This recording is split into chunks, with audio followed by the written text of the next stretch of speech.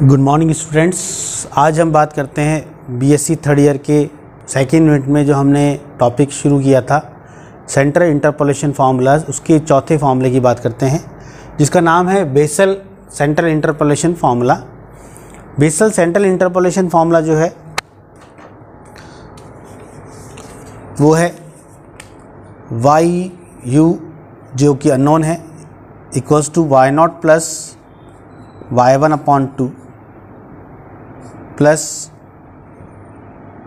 u minus half del why not plus u minus 1 upon 2 factorial del square y minus 1 plus del square y naught upon 2 plus u minus half u minus 1 upon 3 factorial del cube y minus 1 plus u plus 1 u minus 1 u minus 2 upon 4 factorial into del 4 y minus 2 and del 4 y minus 1 upon 2 and so on. तो ये जो formula है y u equals to the average of y not plus y1 means y not और y1 का माध्य है, फिर u minus half del why not plus u minus 1 upon 2 factorial average of del square minus 1 and del square Y not, then plus u minus half u minus 1 upon 3 factorial into del cube y minus 1, फिर u minus 1 u plus 1 u minus 2 upon 4 factorial average of del 4 y minus 2 and del 4 y minus 1 and so on. यह जो formula है इसे Gauss का तृतीय सूत्र भी कहते हैं।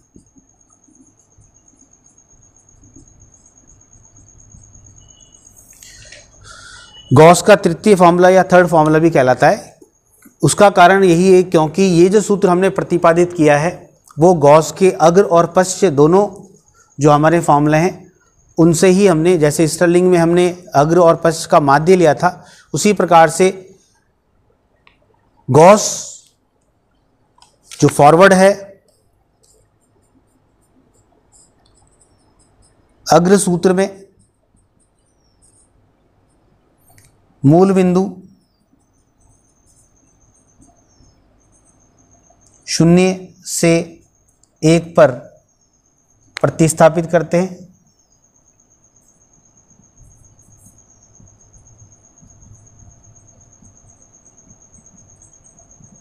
तथा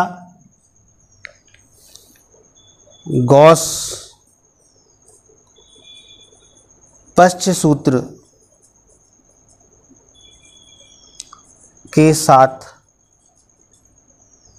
माध्य ज्ञात करके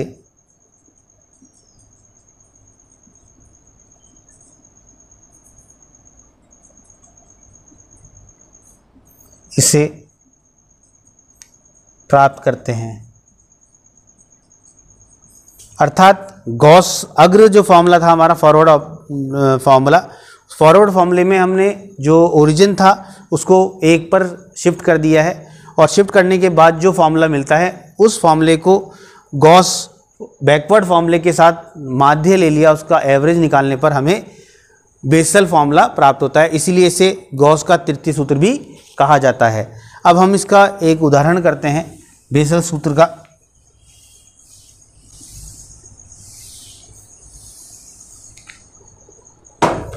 एग्जाम्पल है यूज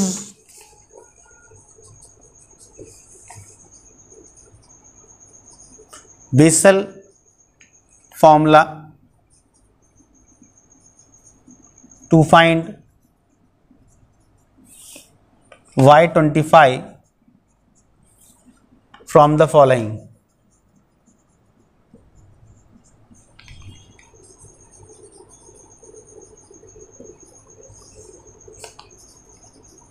डेटा y20 ये हमें दिया हुआ है 24, y24 ये हमें दिया है 32, y28 ये हमें दिया है 35 एंड y32 इट इज़ दिया गिवन है 40। हमें बेसल सूत्र को यूज़ करके और y का मान x बराबर 25 पर ज्ञात करना है, जहाँ पर x बराबर 20 पर y का मान 24 दिया है, x बराबर 24 पर y का मान 32 दिया है, x बराबर 28 पर y का मान 35 दिया है और x बराबर 32 पर y का मान 40 दिया गया है। तो सर्वप्रथम हम इसको सॉल्व करते हैं। सॉल्यूशन ज्ञात के लिए सबसे पहले हमें h बराबर 20 माइनस 24 माइनस 20 4, तो h बराबर 4 तथा x नॉट बराबर 24 लेने पर, या जिसे हम मूल बिंदु कहते हैं, मूल बिंदु को हमने 24 ले लिया, तो u बराबर x minus x not upon h जो हमने फॉर्मूला पढ़ा था।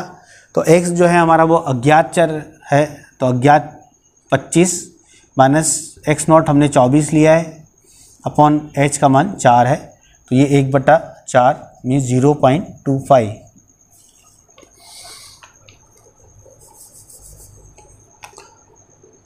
अब अंतर सारणी तैयार करते हैं।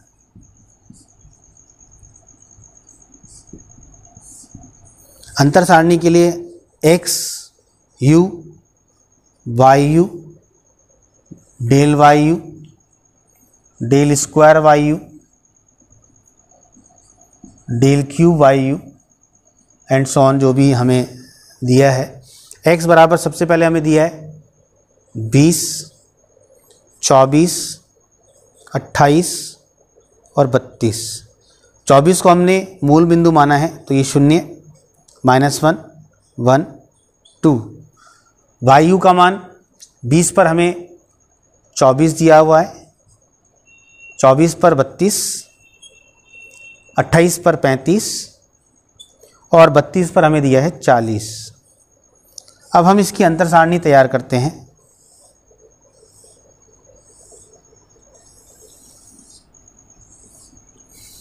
सबसे पहले 32 minus 24 it is 8, 35 minus 32 it is 5 and 40 minus it is 40 minus 35 it is 3 and this is 5.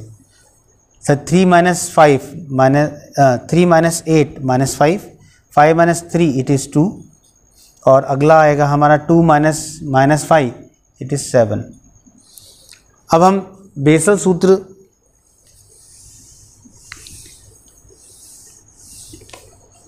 को यूज करते हैं। तो बेसल सूत्र से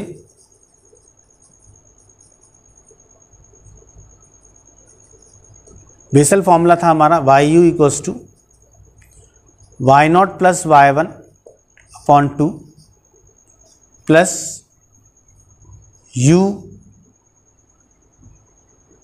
minus half del of y0 plus u minus 1 upon 2 factorial 2 del square y minus 1 del square y0 upon 2 plus u minus half u minus 1 upon 3 factorial mean 6 del cube y minus 1 and so on. ये हमारा basal formula था। तो चूंकि अंतर सारणी में हमें del cube -1 तक ही प्राप्त हुआ है, तो डेल क्यूब तक हम मान इसमें रखते हैं। तो YU equals to y not plus Y one, तो why not plus Y one ये हमारा वाई नॉट है और ये वाई वन है, तो Y not means 32 plus Y one 35/2 plus u का मान हमने निकाला था u बराबर 0.25, तो 0.25 माइनस या 1/4, 0.25 minus half into del Y not, तो ये 3 है, प्लस 0.25 माइनस 1/2 और -5 plus 2/2 plus 0.25 minus half 0.25 minus 1/6 into 7।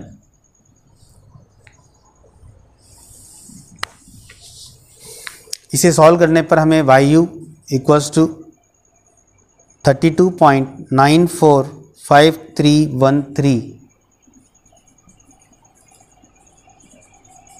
प्राप्त होता है। जब हम इसे सॉल्व करेंगे तो हमें इसका जो अप्रॉक्सीमेट वैल्यू है वो ये प्राप्त होगा, अर्थात x बराबर 25 पर y बराबर 32.945313, यही आंसर है।